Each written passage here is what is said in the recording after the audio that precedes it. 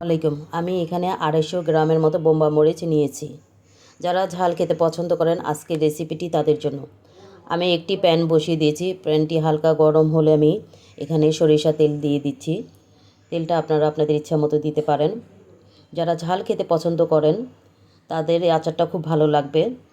সারা বছর আপনারা সংরক্ষণ করে রাখতে পারেন, যেহেতু সরিষা তেল দিয়ে করা হয়েছে এটা ভালো থাকবে। এখানে আমি কিছু পাঁচফোড়ন দিয়েছি। এখন কিছুক্ষণ নাড়াচাড়া করব।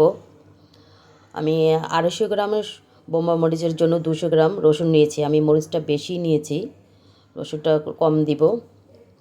এখন আমি রসুনগুলিকে, তেলটা গরম হয়ে আসছে, রসুনগুলিকে কিছুক্ষণ আমি ভাজবো। 3 মিনিটের মতো ভাজলে এটা হালকা একটা বাদামি রং হয়ে যাবে। চুলার আঁচটা চেষ্টা করবেন কমিয়ে নিতে। কিছুক্ষণ ভাজার পর আমি এক এক করে মশলাগুলো সব দিয়ে দিব।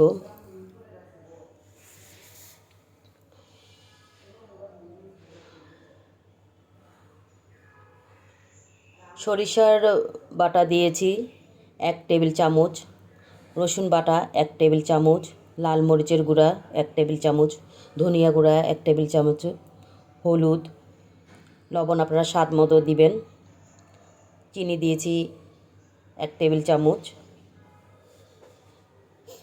চিনিটা আপনারা চাইলেও দিতে পারেন বা স্কিপ করতে পারেন। আমি সরিষার তেল দিয়ে যেহেতু আচারটি করা হচ্ছে, আচারটি সারা বছরই ভালো থাকবে। আমি এখানে তেঁতুলের কাঠ দিয়েছি। এখন কিছুক্ষণ কষাবো। ধনিয়া গুঁড়া, হলুদের গুঁড়া দিলাম। আমি কিছু কাঁচা আম স্টক করে রেখেছিলাম, এখানে কাঁচা আমও আমি ব্যবহার করব। যদি আপনাদের কাছে থাকে আপনারা দিতে পারেন। আমি এখন মশলা দিয়ে রসুনটাকে কিছুক্ষণ এটা কষাবো। 3 থেকে 4 মিনিট কষানো হলেই আমার এটা হয়ে যাবে।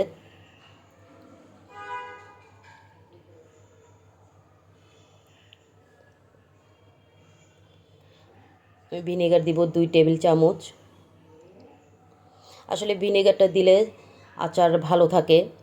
আমি কিছু বোম্বাই মরিচ কেটে নিয়েছি, যা দাঁতে বাজলে খাওয়ার সময় খুব ভালো লাগবে। আচার যে কোনো কিছু দিয়ে খেতে ভালো লাগে, বিশেষ করে খিচুড়ি দিয়ে, মুড়ি মাখা দিয়ে। সামনে রোজা আসতেছে, আপনারা চাইলে মরিচের আচার অথবা বোম্বাই মরিচের আচার করে রাখতে পারেন। যে কোনো মাখার সাথে আমরা সবাই একটু ঝাল খাই, ছোলা দিয়ে খেতে খুব ভালো লাগে, বিশেষ করে খিচুড়ি। আমি মরিচগুলো আদা পাকা নিয়েছি, মরিচগুলো এখন দিয়ে দিচ্ছি। মরিচগুলো কি সুন্দর কালার,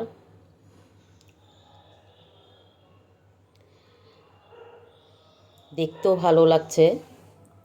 এখন মরিচটাকে আমি কিছুক্ষণ কষাবো।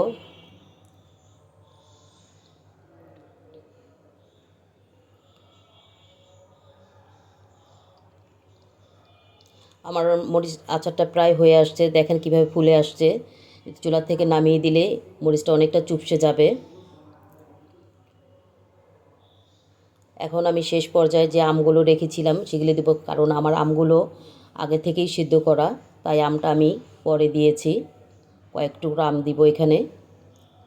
আমটা দিয়ে আমি চুলায় এটা বেশিক্ষণ রাখবো না, যেহেতু আমটা আমার আগে থেকেই সিদ্ধ করা আছে।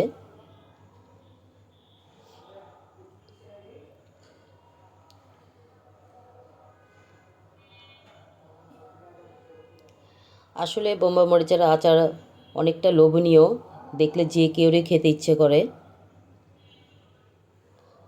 ঝাল প্রেমীরা তো খুবই পছন্দ করেন।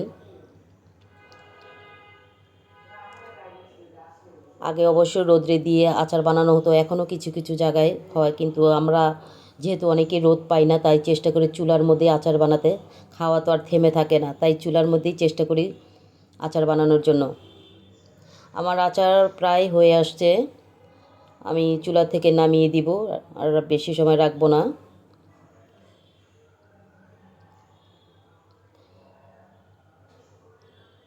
দেখেন আচারটা প্রায় হয়ে গেছে, তেলগুলো উপরে দিয়ে ভেসে আসছে। নামিয়ে কিছুক্ষণ রেখে দেব ঠান্ডা হওয়ার জন্য। যদি আমার রেসিপিটি আপনাদের ভালো লেগে থাকে তাহলে আমার চ্যানেলটিকে সাবস্ক্রাইব করার অনুরোধ রইল। সবাই ভালো থাকবেন, সুস্থ থাকবেন। আজ এই পর্যন্তই। আল্লাহ হাফেজ।